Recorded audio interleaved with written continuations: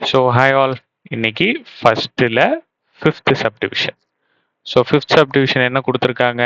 F of X கொடுத்துருக்காங்க, 4x² minus 1.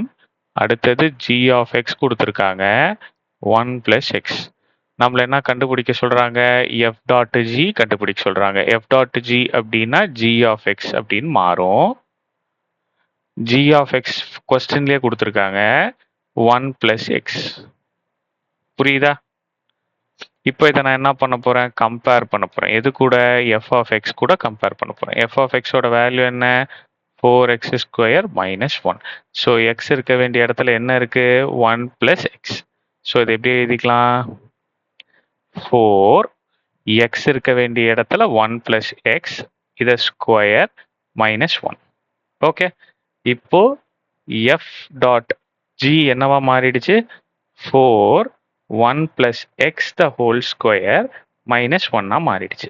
So இதை பார்க்கும்போது எனக்கு என்ன ஃபார்முலா தெரியுது? A + B the whole square formula தெரியுது. So a² + b² + 2ab.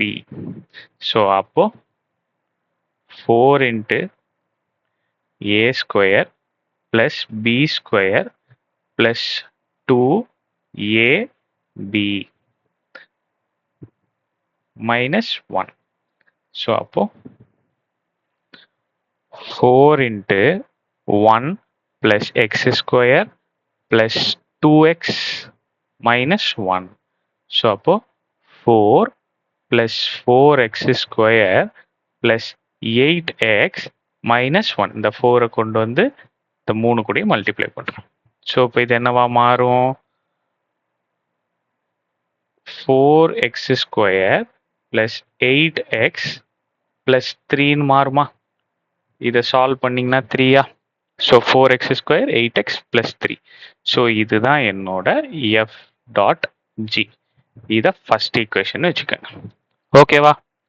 இப்போ ஜி டாட் எஃப் போடுவோமா?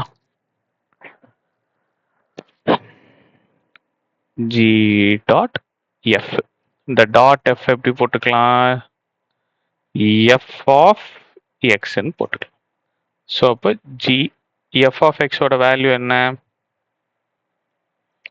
4x² minus 1. So 4x² minus 1. Right ஆகனா? புரிஞ்சதா? இதை நான் இப்போ என்ன பண்ண போறேன்? கம்பேர் பண்ண போறேன். எது கூட? ஜி ஆஃப் எக்ஸ் கூட கம்பேர் பண்ண போறேன். ஸோ ஜி ஆஃப் எக்ஸுங்கிறது 1 + எக்ஸ். ஸோ எக்ஸ் இருக்க வேண்டிய இடத்துல 4x² minus 1 இருக்கு. ஸோ அப்போ இங்கேயும் 1 + எக்ஸ் இருக்க வேண்டிய இடத்துல 4x² minus 1. Okay, right. இப்போ ஜி ஆஃப் எஃப் என்னவா மாறிடுச்சு எனக்கு? 1 + 4x² minus 1. ஸோ +1 - 1 கேன்சல் ஆகிடும். எனக்கு ஃபைனலாக என்ன ஆன்சர் கிடைக்கும்? 4x². இதுதான் என்னோட செகண்ட். ஸோ எஃப் ஆஃப் ஜியும் எஃப் டாட் ஜியும் ஜி டாட் எஃப்பும் இஸ் நாட் ஈக்குவல். ஆமாவா? 1 ம் 2ம் ஈக்குவல் இல்லை. That's all. So second sum of. Thank you.